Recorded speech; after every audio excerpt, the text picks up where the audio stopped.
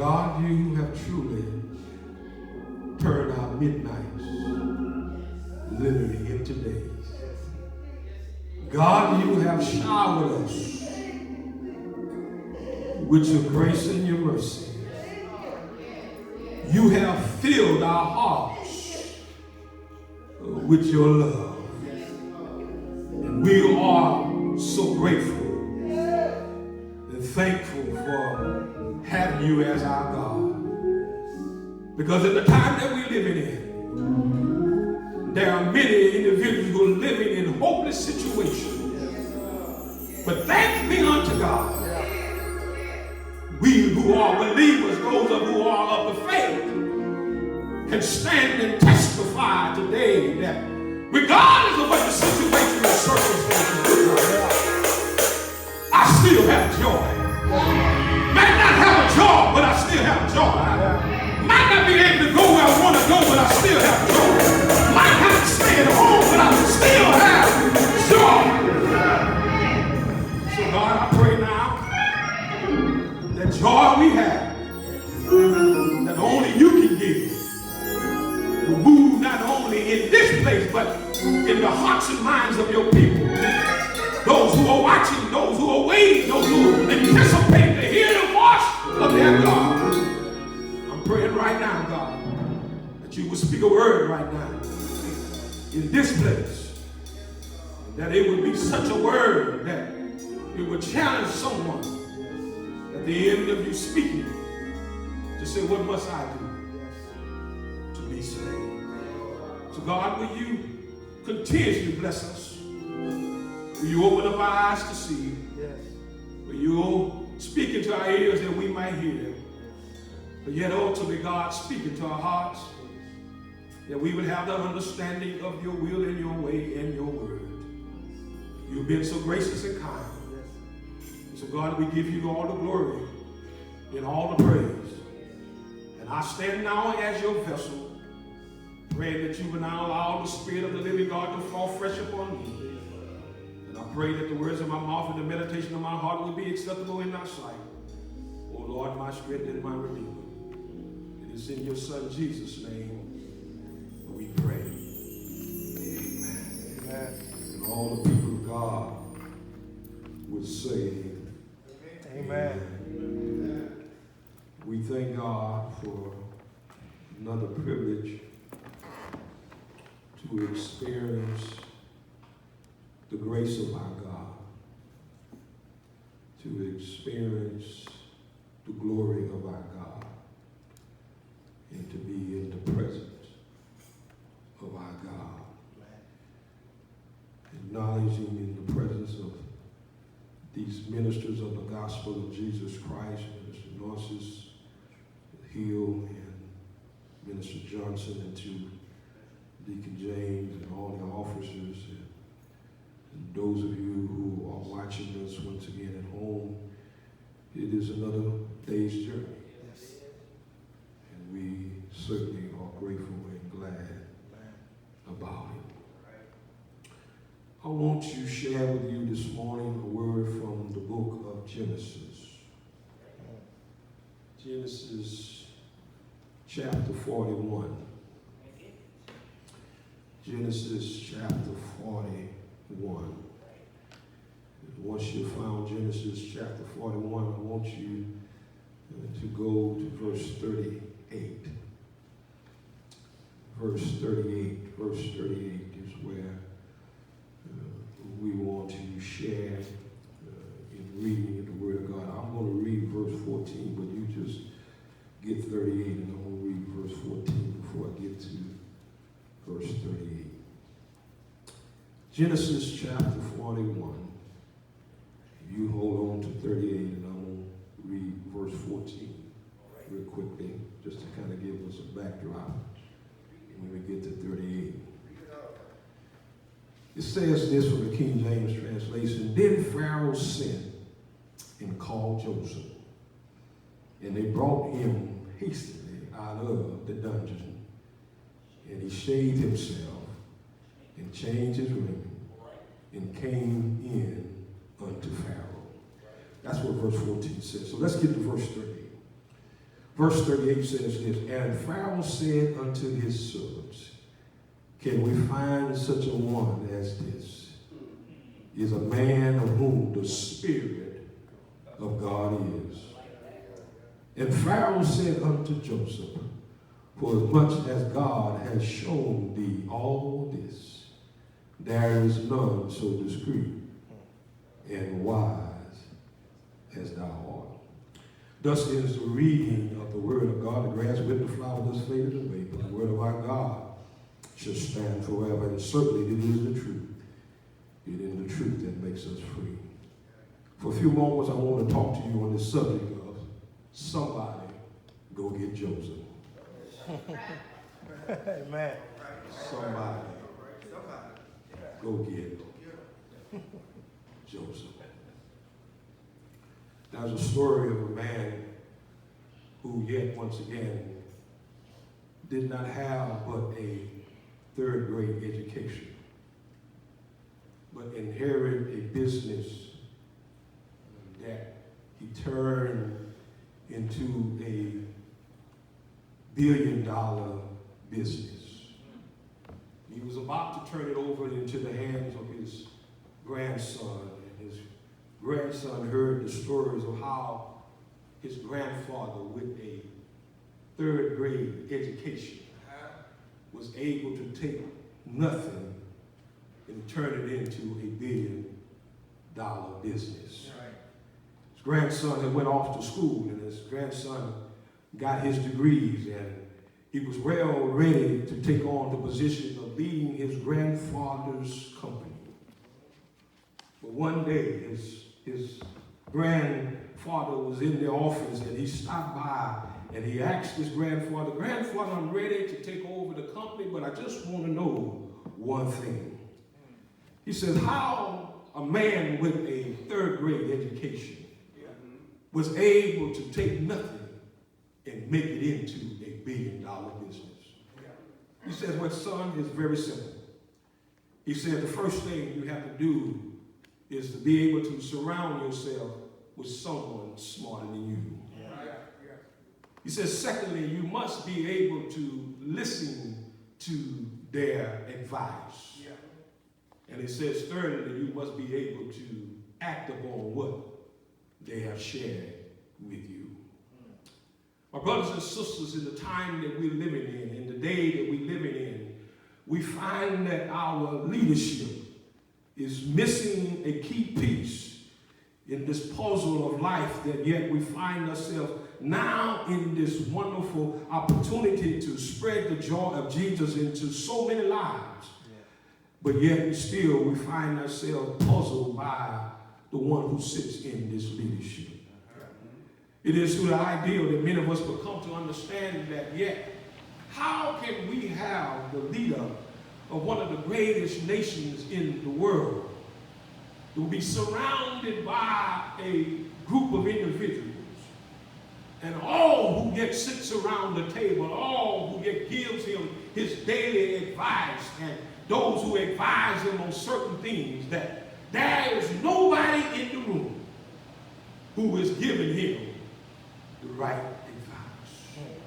It is demonstrated that yet once again, that he comes and he gives his daily, weekly, and his monthly advice to the world and to the nation, as he's yet advising us on what we're doing and what we're going to be doing in the coming days as we are facing this pandemic in our society.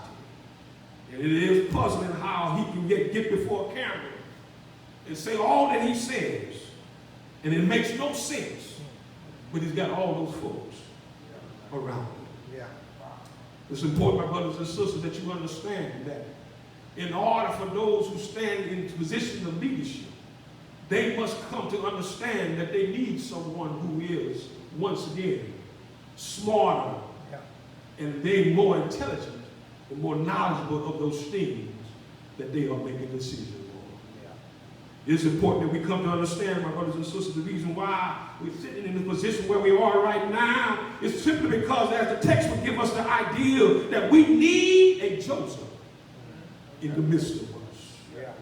We need someone who God can send and use for the benefit to be able to allow others to be able to overcome that situation and circumstance in their lives.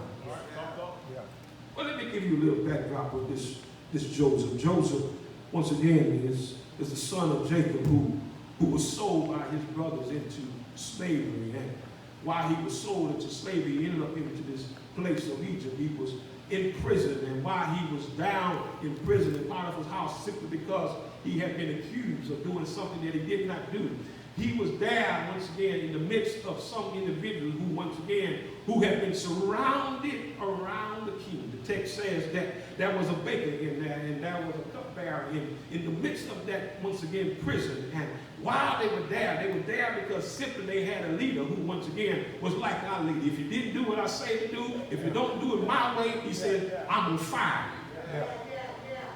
They were there because they had got fired from their position. But while they were there, they began to have some dreams, and as they had those dreams, they seeked out the advice of someone who would be able to let them know what their dreams is all about. Minister Johnson, to let them know that what they were dreaming was something that was yet once again a pathetic voice from God. And there was Joseph, who was in the midst of them, who was not of this Egyptian, but a Hebrew, who was yet once there interpreting their dream. And once again, the butler and the baker who was there in the midst of them, one says that I hear this dream that I'm having, but I can't understand what it is. He said, well, what it is that you who are the butler, he's going to make it back to the king's palace. But you who the baker, you're going to find yourself being hung by the king. But look what happened when that butler got back into the king's palace. Deacon James, he did like some of us. He got a little amnesia.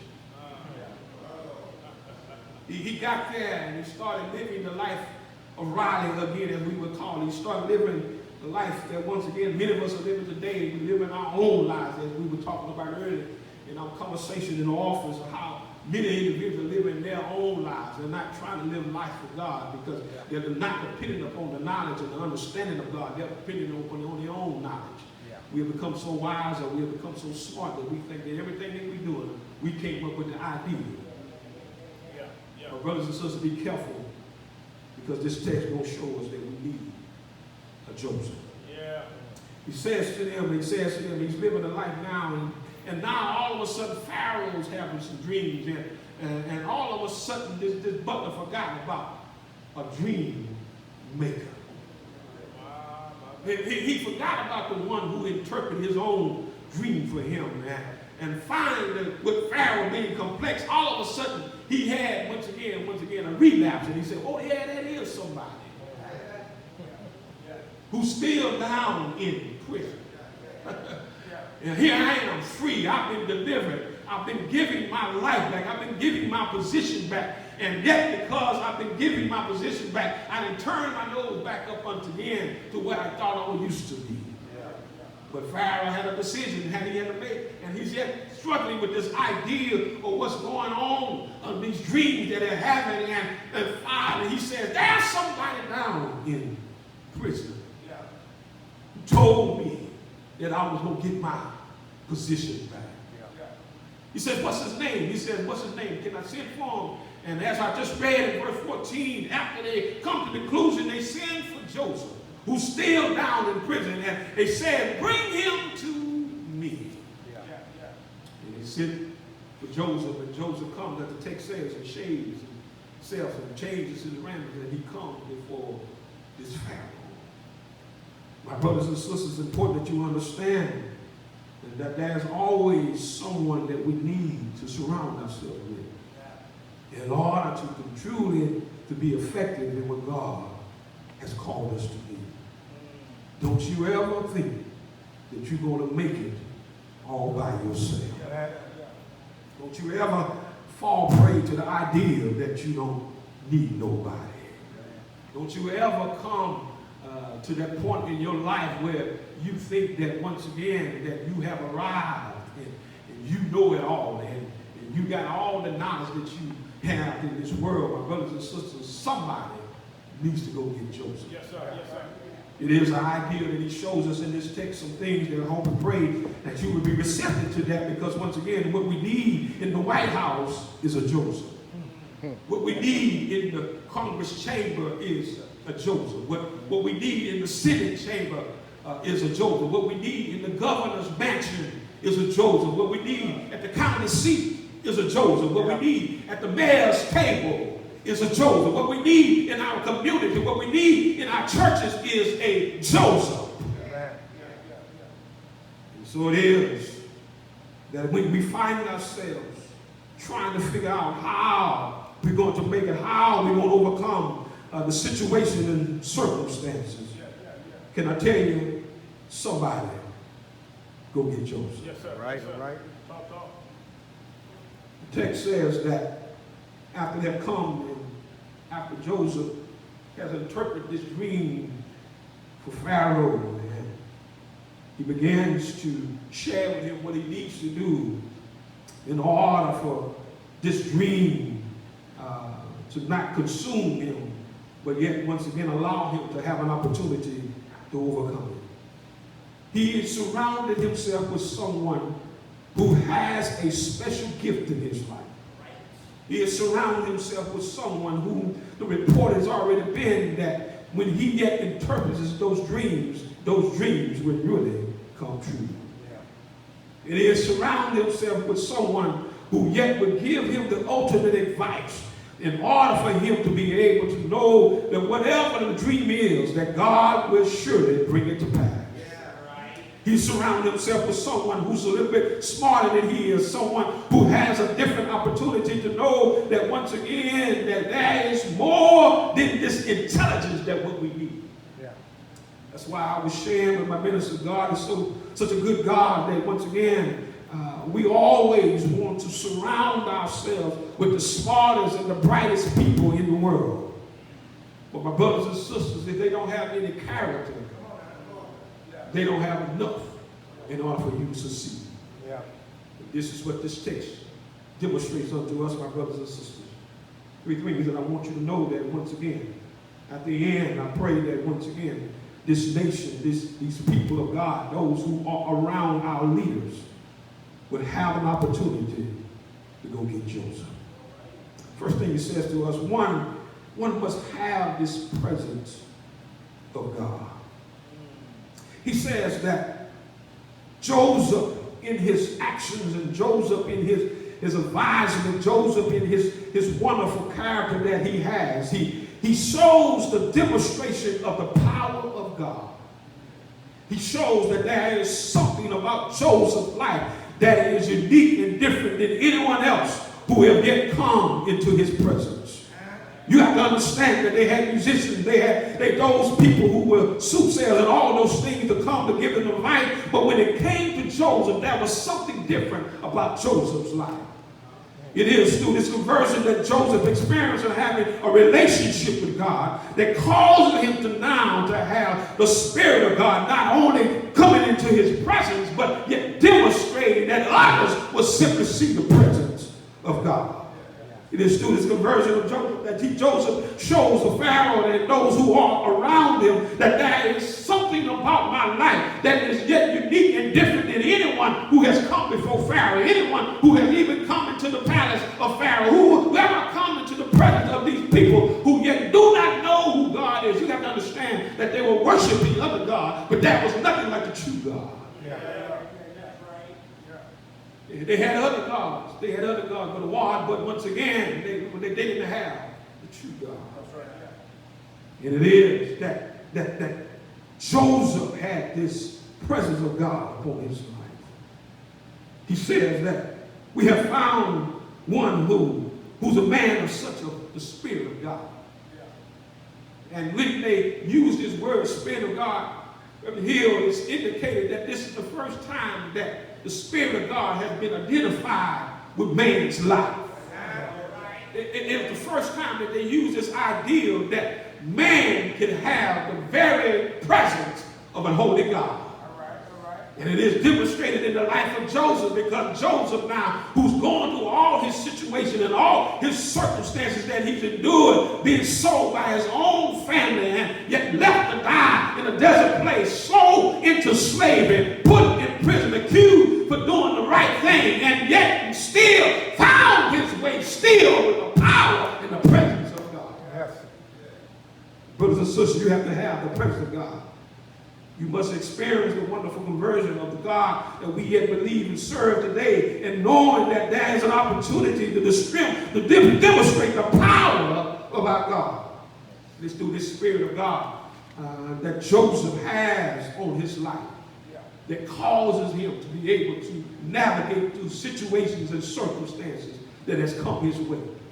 If it had not been for the Spirit of God, God would not have took him up out of that pit and being sold into slavery. If it had not been for the Spirit of God, it would not cause him to be able to go into that place where he was in order to be protected from the hand of the enemy. If it had not been for God, yet even placing him in that prison, that once again he would be able to interpret the dreams of those, but yet still be remembered, because soon and very soon he'll make his way to Pharaoh's house. Somebody, go get Joseph. You must have the presence of God. Pharaoh goes on and shares and says unto Joseph, he says, not only do I recognize that you have this presence of God, it is that your God that I'm yet somewhat familiar with. I know of other gods, and I've heard of the gods of the Hebrews, but yet I've come to understand, but now I see for myself that he is the ultimate God.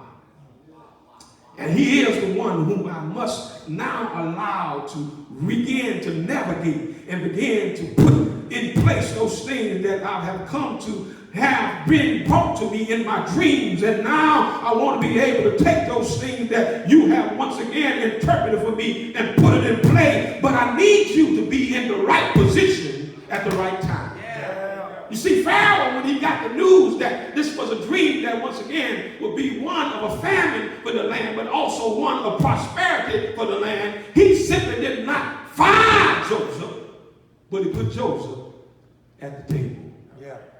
My brothers and sisters, you don't find nobody of character. You don't never get rid of the person who might be the smartest one in the room.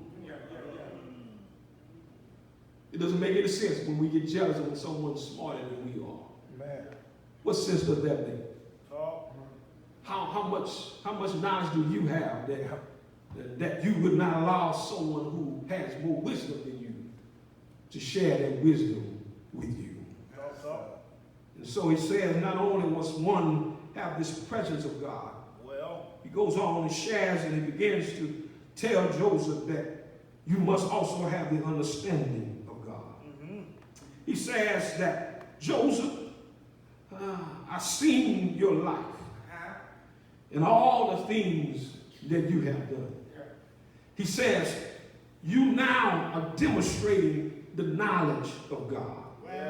He says, there is no one who's so discreet as you. And this word discreet gives an idea of understanding. Yes. You see, you need to have somewhat of an understanding. It is that we have the Spirit of God, but then we need to have an understanding of God. It is that Joseph had a great understanding of God, that when his conversion took place, that his conversation that he had was all about God. You see, when you gain the knowledge of who God is, your conversation ought to change to let somebody else know who God is. You ought to not get saved in order just to be satisfied with your own life. You ought to be able to experience the salvation of God in order to spread the good news into someone else's life. And so you must be able to enter into a conversation that when you speak about the knowledge of God. You won't begin to tell the story about what you did and I did and they did, but you begin to tell the story about what God has done. You see, Joseph in his discreetness of his understanding, he says, I can't take credit for it, but it was nobody but God.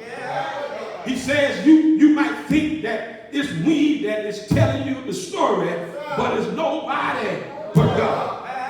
He says, I would love to take credit like some of us take credit and think we know it all, but I can't take the credit because it's nobody but God.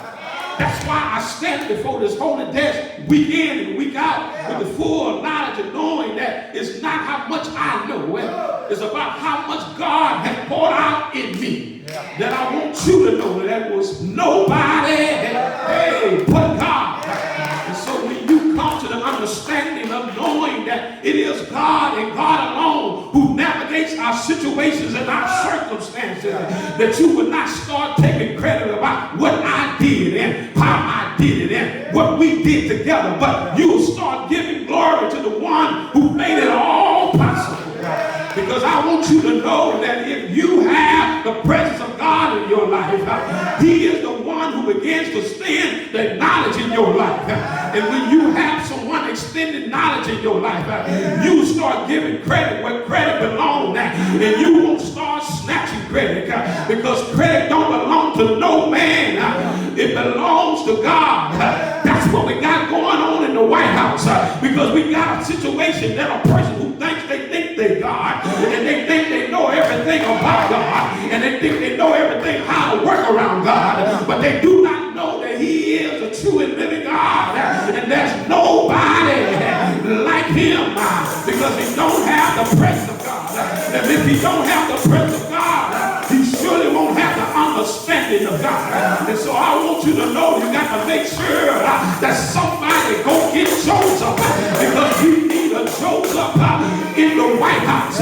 We need a Joseph in the land, because Pharaoh says you got something on your life, you got a calling on it, and it's the Spirit of God. And in the Spirit of God, you have the understanding of God. And when your conversation is being made, you don't do nothing but talk about God. You can take credit for yourself, but I can hear Joseph says, God said it will be a famine in the land. God said it will be some years that it will be dry. God said you better store up some things in the storehouse. God says you better keep it while the years are going good. God says you better take it while the going is good, because soon and very soon it's all going to dry up. But God said that you need to make sure that you have everything in order. God said you better make sure that there's plenty food for the years that when you won't have anything. That's why I'm compulsive. That's why I'm confused. Because every time we have a crisis in our community, folks start losing their minds. Start on praying again. Trying to figure out how they're going to get their next meal. They start trying to figure out how they're going to get their next money. They start figuring out how they're going to pay their rent. How they're going to pay their car notes. But the Bible says, God said, the good years, you need to have something to store up, because there will be some dry years. So if you're not prepared for some dry years, somebody go get Joseph. They need to know that there's somebody who has the presence of God, and need to know there's somebody who has the understanding of God. And the last thing I want you to know, that somebody who has the intellect of God. He said he has the wisdom to know the difference between good and bad. He had the wisdom to know the difference between what was good and what was not good. He had the wisdom to know that he had to wait on God. He said, I couldn't find nobody who had an understanding like him. I couldn't find nobody who had wisdom like him. He said, because when you have this wisdom, you become to have an intellect. And in your intellect, you begin to tell the story about a man called Jesus and all that you have done. I know it don't make no sense, but this is the wisdom of God. I know it don't think it's going to help you pay your bills, but I tell you about the wisdom of God. He said, one Friday,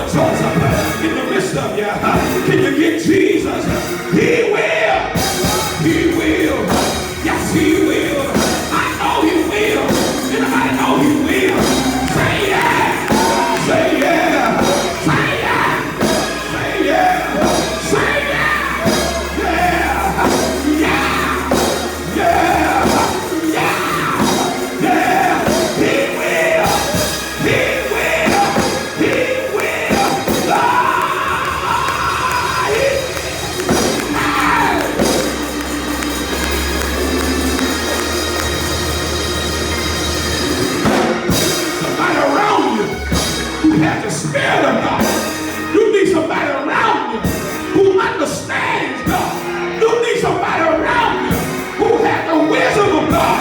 And when you have that, you will.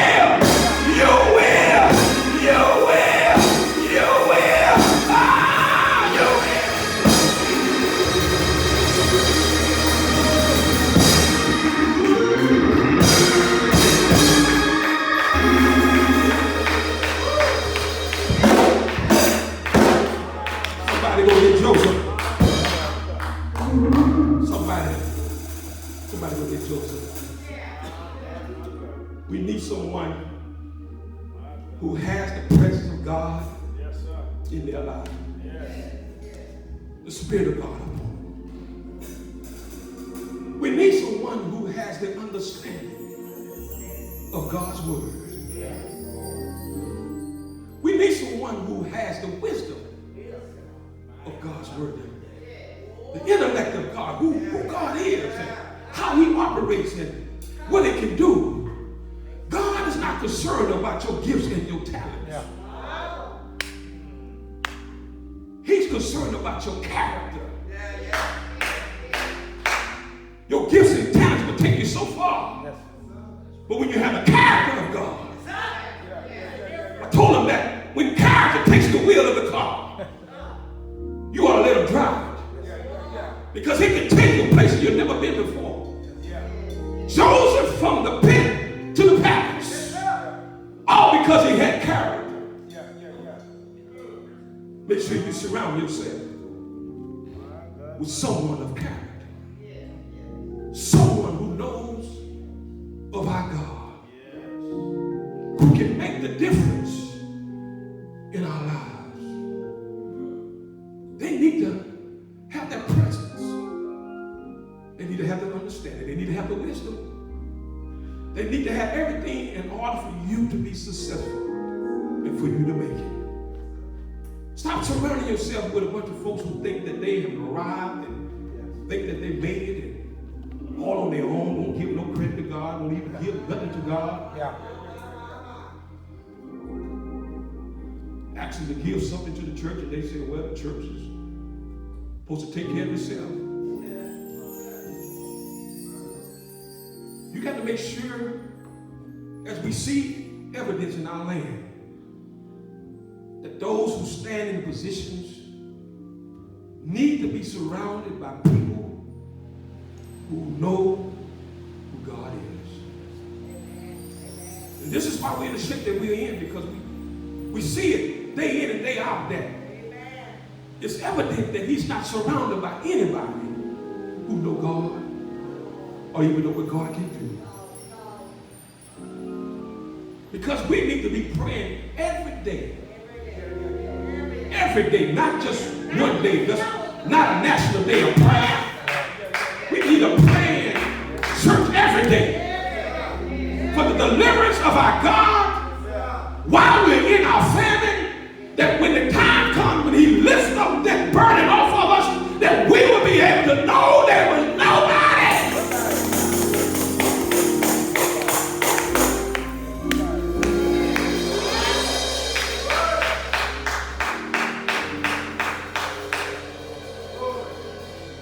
Nobody but God.